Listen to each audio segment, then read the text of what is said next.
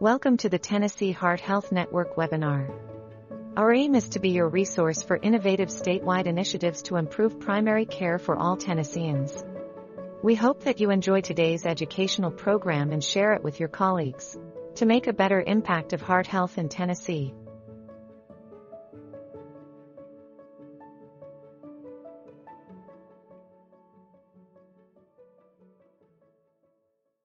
It is my privilege to introduce today the first of our monthly learning collaboratives with the Center for Transforming Communities, fondly known as CTC.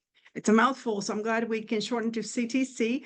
We have Adam Nelson today, and he was born and raised in Memphis, and he came to CTC in 2018 to cultivate more equitable systems in the Memphis neighborhoods. He is a data integration manager, and he trains the staff on data practices to build tools for resident-centered data collection, analysis, and dissemination.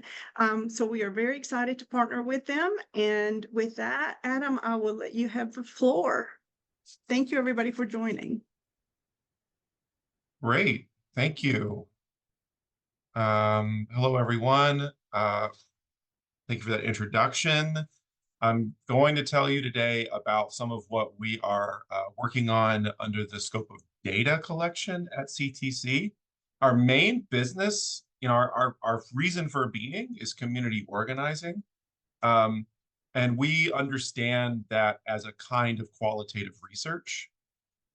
And I'm going to unpack, through some of the slides I have, kind of what that means to us. So measuring love is the name of our an organizing model. That comes from a paper by Dr. Audrey Jordan. I'll tell you more about in a minute. But just to get started, I want to tell you a story of somebody we met in Memphis. One of our organizers was at a community spot, and they saw somebody working the counter wearing this hat. It's a dysfunctional veteran which threw them for a loop, as they were called later, because they thought it would say disabled veteran, but it said dysfunctional veteran. And they started talking to this guy who I'll call Randy for the purposes of this conversation today with you all. But learning about Randy's life, Randy is a veteran, has PTSD, gets care from the VA, and apparently got this hat as a gift from one of his caregivers at the VA after he was asked a standard question, that he had any thoughts of killing himself. Standard protocol to ask people that question. And his response was, well, if I kill me, who's going to be around to kill you? Which so startled and I guess entertained the therapist as such a unique answer that he went and bought this hat and gave it to him. Talked a little bit more to Randy, learned that Randy doesn't take all of his prescribed medication for his various mental health needs, and talked to him about why.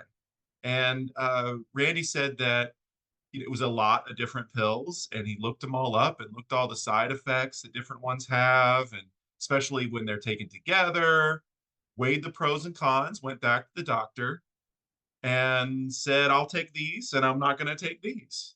And asked the doctor, if you'd been prescribed all of these at once, would you take them? And the doctor said no. And so Randy said, well, all right then. And that's an encounter with that's an example of the kind of encounter we have in the neighborhood, where we're trying to learn a little bit more about people's healthcare experiences from their perspective, right? Typically, the way that we learn about healthcare would be from a chart like this, right?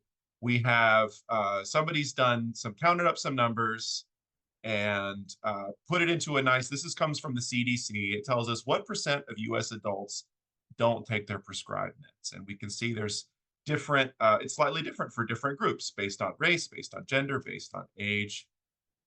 And we understand this as data. Where's there it is. This is data. But this is also data. This is the log that our staff member wrote after meeting with Randy and noted that, when it happened, um, who he was talking to, and summarized the conversation, right? And we can see where he wrote down, Randy wrote down what the pills dealt with, the side effects of the pills, handed the piece to the doctor. Would he take all these pills at once, like prescribed? The doctor said no, and Randy went about his business. So this is also data. And that's what we don't tend to, this is the kind of data that we don't tend to use enough as we make decisions collectively about healthcare, because this data it's harder, it's harder to count, it's harder to work with. And CTC is trying to build processes where we can fix that problem. And this is based on the paper I mentioned before, Measuring Love. It had these 3 authors, one of whom is Audrey Jordan, who's actually working directly with CTC to build this out. She calls this a brown paper instead of a white paper. A brown paper written by brown people trying to reclaim their whole selves as instruments of love and power. So I'm going to unpack that paper a little bit and use some examples to show you what the key principles are. So the central concept of the central thesis of this paper is that what does it look like to embody love as a principle in our organizing, in our community action, whether we are an individual or whether we are an institution. And so the authors unpack these levels of love to get a better handle on what we're talking about. And these levels build on each other. So at the core, we have self-love. And then one level out from that, we have love for others.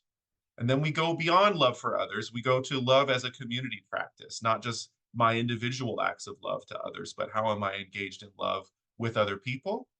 And then we go to the 4th level, which is love fused with power. Now, to get a little bit better understanding of what those mean, let's start with self-love.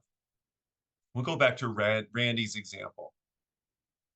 Randy exhibits self-love by caring enough about his own health to, as he put it, he has to take his mental health in his own hands.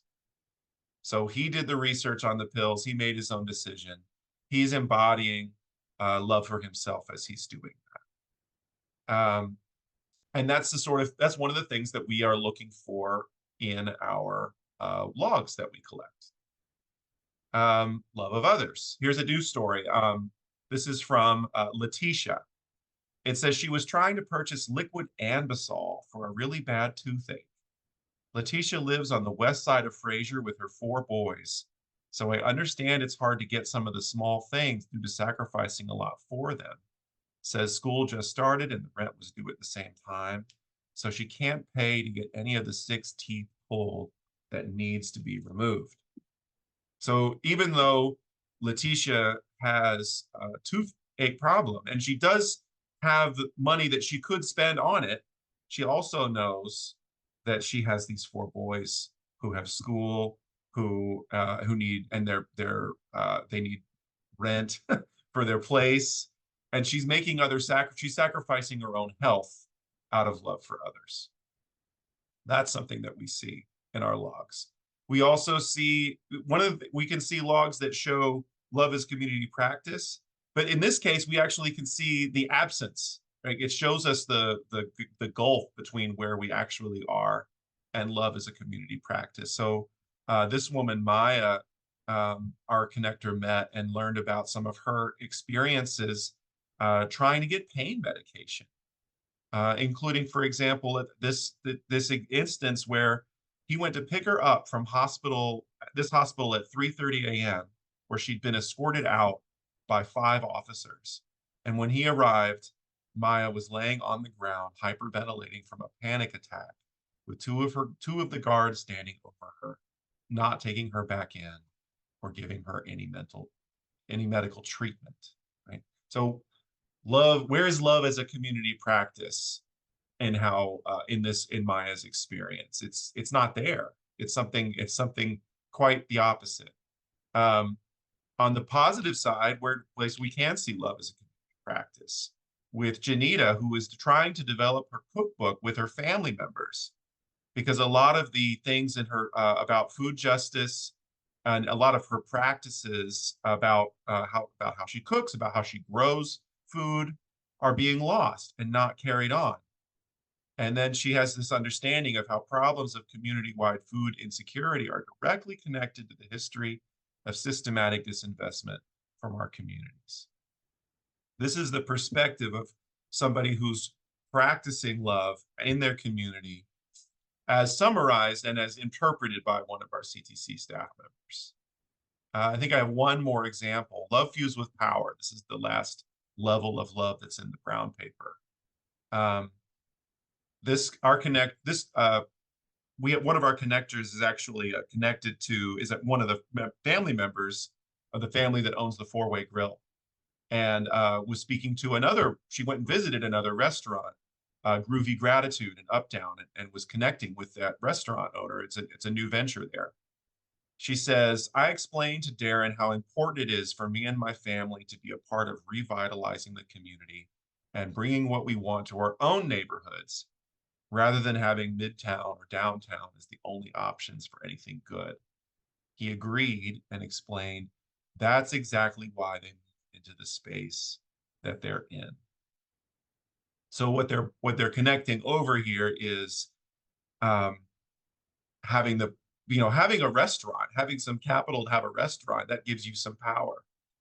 And they're practicing it not just to expand, not to get more locations and just to get more profits. It's got a higher purpose that's about fusing that power with love, about love for your community and your neighbors.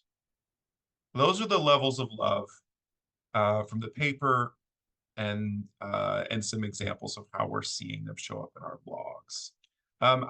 I usually give this presentation, to an audience that I can see, and I can't see all of you all. So let me just pause there for before I go on. What questions are coming up, or what reactions do people have so far? You can use the chat, or I think you can come off mute.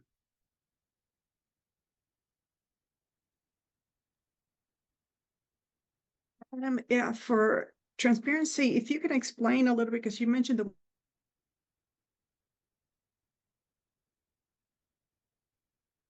word connectors a few times, and I know what I mean by a connector. If you don't mind just kind of briefly talking about that. Sure, that's a good question. So our connectors, that's the title we have for our staff members who go out into the field and meet people in the neighborhoods that they're focusing on. So for example, I mentioned this connector who's connected to the Four-Way Grill. Her name is Joelle, and she's focused on South Memphis. In this case, she went up to Uptown specifically to check out this new restaurant and made this connection. But her, half of her time is spent meeting folks and drawing them into one-on-one conversations to try to uncover the depths of what they're dealing with, what's going on in their lives, what's important to them, how do they see the world.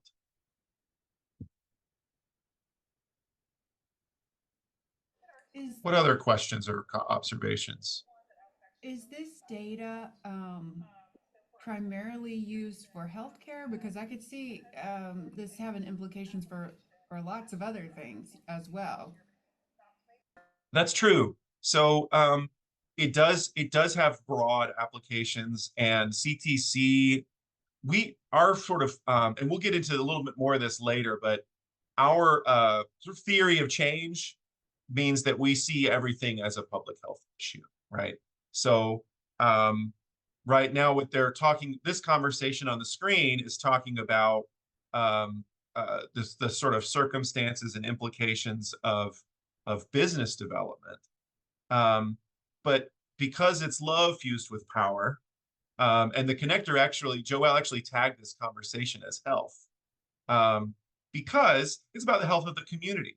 If if it's great for Groovy Gratitude maybe to have 5 locations spread across Memphis, whether or not they actually have a connection to the neighborhood that's there, right? But the choice to make that investment in Uptown and to commit to Uptown because of a connection you have with your neighborhood has to do with like, well, what are the economic opportunities that people have here? And that's one of the key social determinants of health. So CTC's scope, I mean, their mission of the organization is to advance resident priorities. And in order to do that, we have to talk to residents to really figure out what they care about. Healthcare is one of the things that we see show up in a big way that we've made it an explicit focus. We have 4 issues that we focus on: youth, land and housing, healthcare, and food justice. And you can see even the ones I named that are on healthcare, they're all about social determinants of health. So it is very broad, and we're the point of what we're doing is to listen to residents and follow their lead about where they think is the area that deserves the greatest amount of attention. And as we'll see later, we have the opportunity to take those conversations and look at them through a particular issue lens for and potentially for support a particular project that's focused on health.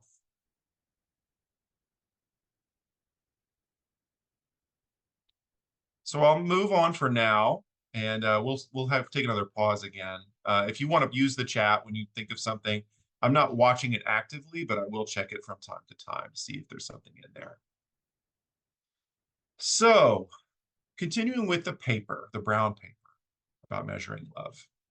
Not only are there levels of love, but there are ways of knowing, right? Now, mind knowing is the one that we all understand in our culture, right? In our kind of capitalism culture, as well as even just public health culture aside. We understand analysis, we understand data that we can count up and we can measure, and trying to make a logical decision based on the information that we have. But the other ways of knowing, we use these in our lives, even if they're not privileged in public health conversations, right? So heart knowing, feelings based on our senses and perceptions. And we'll see examples of these in a moment. Spirit knowing, intuition, gut, ways of knowing based on ancestral wisdom and lineage, an internal spiritual knowing. And this is not in the original publication of the brown paper, but it was added in the couple years since. During this project, we came to understand there's another overarching pathway of knowing, and that is the body. Our body gives cues about our physical health, which we ignore at our peril. So let's look at some examples. We can use the same stories that we used earlier. Again, back with Randy. Randy, looking up the pill's components and weighing the pros and cons, that is mind knowing, as practiced by an individual. What's the data? Make a logical decision based on the information that you have. In Letitia's case, we've got body knowing. Her body is telling her that you better deal with this toothache. She's holding that intention with the other needs that she has, but she's getting that information from her body in the form of pain. Love is a community practice. This is an example of heart knowing, because Maya wouldn't be able to measure or put in a chart this bit about not experiencing trust or respect at the hospital. She says she told our connector she was insulted by doctors saying she was only there to get drugs, which is a lie, says our connector. I've dealt with Maya on many levels during medical emergencies, and I can tell you there is no faking. And so our connector also isn't able to use mind knowing or able to put in a table that Maya is not faking, but through experience, based on his feelings, senses, and perceptions, he knows that to be true. And we all make decisions based on things we know, based on feelings, even if we wouldn't be able to Google it. So heart knowing is something that we try to make sure we are paying attention to. Spirit knowing. In this conversation with Janita, She said, she told Joelle she believes all of this work is deeply sacred, and she makes sure to only share in community with people she finds deep alignment with. Our similarities in experience between farming, South Memphis upbringing, and current passions made this conversation feel divine. So Janita and Joelle were able to connect here on a level that went deeper than just rational analysis of their similarities. It was a divine connection. So 4 ways of knowing. And the way to understand these all together is this iceberg image that I copied from the brown paper. Mind knowing is above this, it's the tip of the iceberg that's above the surface. So we understand it, we can see it, we can count it from where we are, which is above the surface of the water.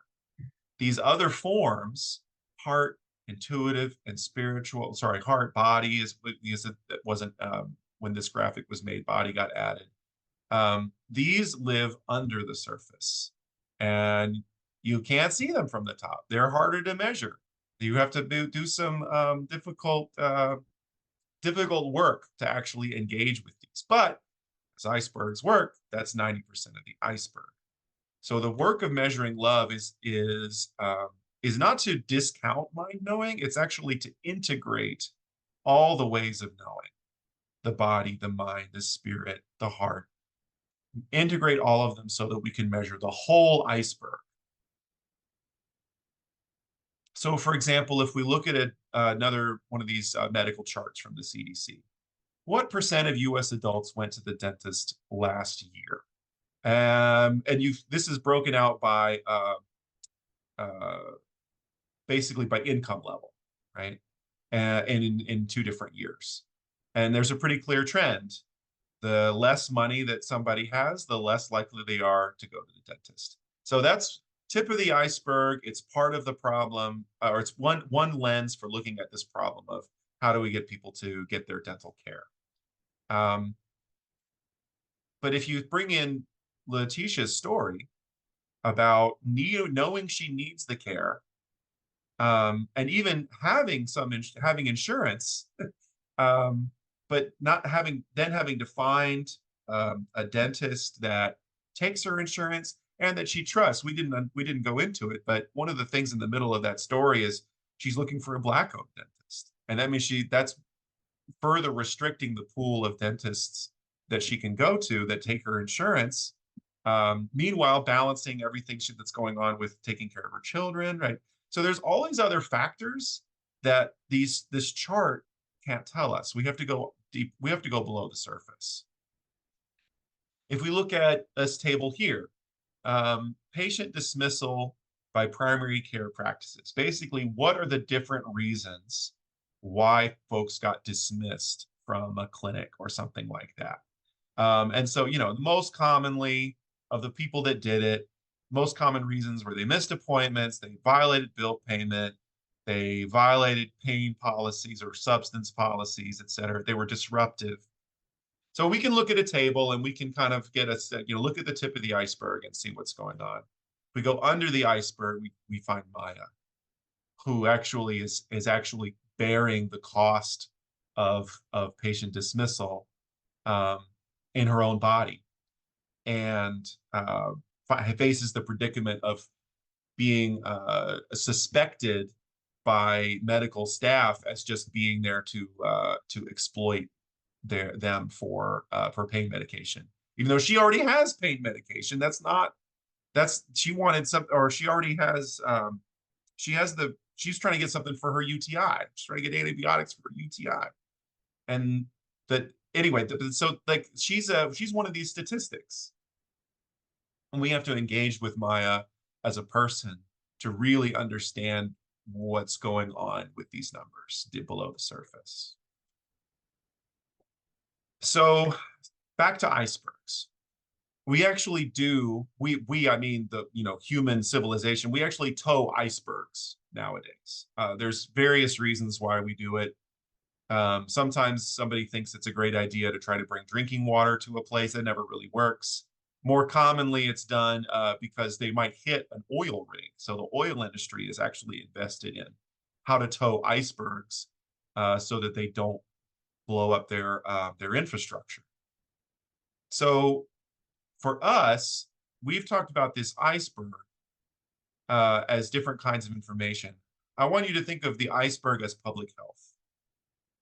And at the tip of the iceberg, we have the charts and the graphs and the papers that we understand through mind knowing.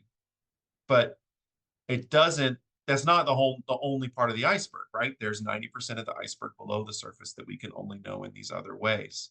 If you're going to tow an iceberg with policies and programs, if you're actually going to move public health with policies and programs, and you only engage with the top of the iceberg, you're never going to be able to do it, right? You're not going to understand 90% of the problem. And so you're going to miss the mark over and over again. This is the way they actually do it. They actually measure the bottom of the iceberg by sending a submersible down there, and they build a net, and then they wrap the net around the bottom of the iceberg. That's actually where it gets towed. They don't tow it from the top, they tow it from the bottom, which is where our body, spirit, and heart knowing live, right? So the mind might help us identify where an iceberg is and where it's about to hit an oil rig that we care about, but it's not going to be enough to actually help us move the thing out of the way. So let's break this down in an example. We are actually in talks with UT right now about planning a clinic, where our data is potentially of use for planning this clinic. So if we were just, in the conventional way, using mind knowing, I invite people to use the chat if you want, or you can speak it out loud. What are some of the mind knowing data points, the quantitative data points that would be important if you were planning a clinic? What would you want to know about before you actually went and built the thing or opened it up? Payer mix. Payer mix. Okay. So what is that? Now I'm not in the industry, so tell me what that means a little bit more.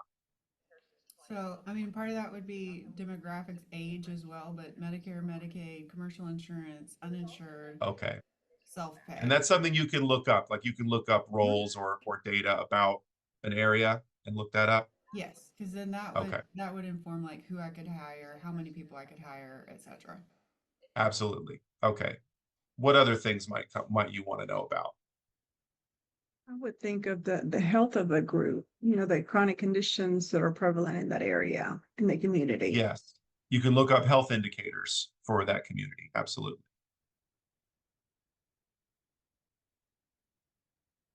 So I thought about this, and this is what I came up. You want to know about demographics, which is like payer mix is an example of that. Health indicators, right? You could look up utilization rates of care. What kind of transit access do people have to get to your clinic? These are for instances. There would be more, right? These are just 4 possible things that we could look up through using the top of the iceberg. What about on the qualitative side? Can you think of things that you wouldn't be able to know about this community and the potential clinic unless you went into the qualitative data?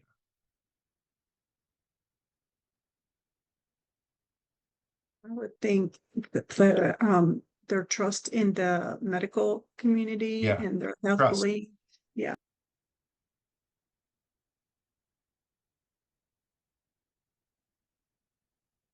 What else can you think of? Here's the chat says no-show rates. Okay. And that's something that until you've built the clinic, you have to kind of make a prediction. Maybe by talking to some people, you would, again, on trust, you get a better picture of, are people likely to show up? Okay, see you later, Joy Don. Some of the other things that I thought of are, this is related to trust, perception. What is people's perception of healthcare and the healthcare industry? Who are the key influencers in the community, right?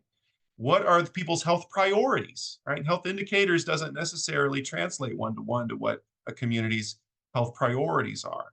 What's the culture like in this area, and how is that going to shape the use of your clinic, or what kind of culture you want to express at the clinic so that people feel like they belong there. These are some of the things that you can't get from the top of the iceberg. You've got to go under the surface to find these things. And that's what CTC does by going out and talking to a Randy or a Letitia or a Janita. We actually get this kind of information. Let's see, we're about 12:20. Okay. So a little bit about just the mechanics of what we're doing. These one-on-ones I gave you, what I gave you before are one-on-ones logs. The connector has the conversation, they log it on our system. As of about, I don't know, a couple of weeks ago, we're up to almost 1,700 of these in just this year. That's including some repeats with different residents. So we're just over 1,000 unique residents that we've talked to. It's coming from different age ranges. It's a pretty good distribution by age. It's also come from different neighborhoods. You can see there's bigger pieces for the neighborhoods that we're more heavily invested in. And that's like the sense making. What is the data that we have? You know, and again, counting it up. We have to make meaning of all those one-on-ones as well.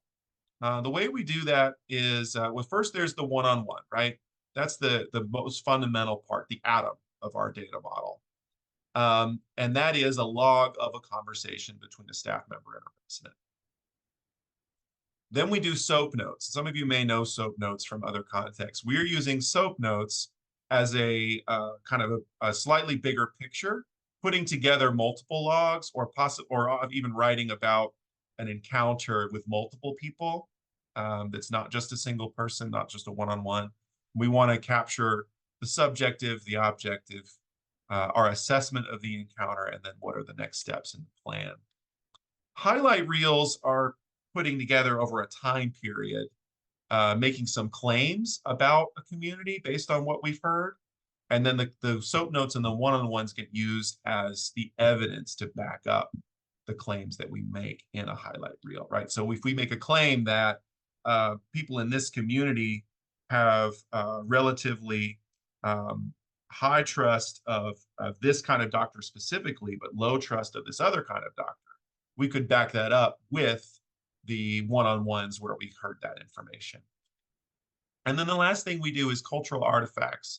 We artistically express this data because we don't want it to just live in a paper that only the sort of people who are like only healthcare providers basically would read.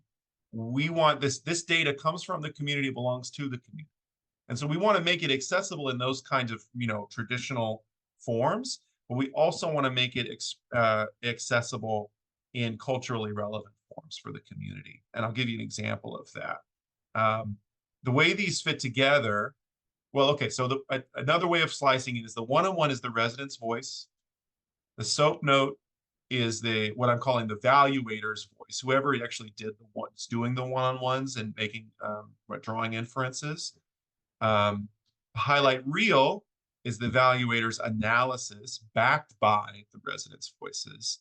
And then the cultural artifacts are a synthesis of resident voices interpreted by the artist. So one-on-ones go to SOAP notes as highlight reels and cultural artifacts. See how it all flows down. So the cultural artifacts are the sum of all of these things expressed back out. So for an example of this, and I'm going to attempt to share my sound for this one. So we at our summer, we co-sponsored with The Time Is Now Douglas the Juneteenth Festival last year. And part of our involvement in that was to commission original music based on the data that we collected. So we worked with two artists, told them like here, and one of them actually is one of our connectors. That's the man in the center here in the white shirt. That's St. Courts Williams.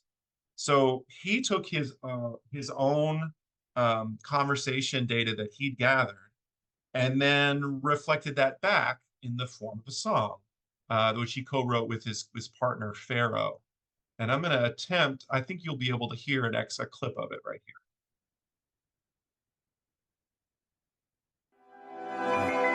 Look, the way that we living, making all the kids, but I ain't raising the children. To tell them to have, but never the ways to get it. Now the only thing they know come a grave or prison. Now babies killing. Now we making them villains. They giving up with a pistol talk to lift them up, take a village. And you ignore the choice of being support for being safe, so you didn't. And now it's blood in the mud from bullet slugs that stain the trenches. Another life thrown away, all you can say is pray for Memphis. That ain't the biz that acts with Saint and did. Make a listen, take a peek. Groceries for the foolish, plus uniform students. Rise up, New Chicago, know I'm rocking with the movement. Game changers with the youth and got us needed for the future. Showing we proud of their power and they're not useless, yeah. So they seeing, they being respected, plus careful. It's messed up how we live, all they say is pray, That ain't what we did, we gon' make a way, Ain't teach us nothing real, so how could we change? The love you didn't give is the hate you gave. It's messed up how we live. Yeah. So, we had, yeah, I still get really moved by that. A lot of St. Ports' work is with young people in Klondike, Smoky City. And what he noticed, what he observed is youth being systematically disinvested and yet blamed for society's problems. So he sent that back into the community with this message about this is this is what we're doing to our youth, right? And not only that, he shouts out the other organizations that he's been working with, like Rise Up New Chicago, Game Changers, who are trying to change and turn it around and invest in the youth and show what's possible. So that's an example of a cultural artifact, and we have hope for many more to come.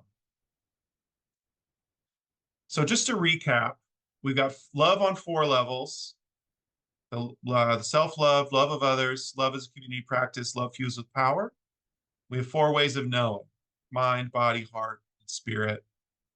We have to access all the ways of knowing to fuse love with power and improve lives. And measuring love integrates the ways of knowing into data products that policymakers and practitioners can learn from. That's the end of my presentation. We hope that you've enjoyed today's webinar. For more information and resources, please visit our website, tnhearthealth.org. You can find more webinars under our resources page. You can also follow us on Twitter, LinkedIn, and YouTube. Please let us know if there are any specific topics or speakers that you would like us to present. Lastly, tell anyone you know who would be interested in helping to decrease the burden of cardiovascular diseases in Tennessee and share the webinar. Together we can achieve our goals of managing and preventing heart attacks and strokes for Tennesseans.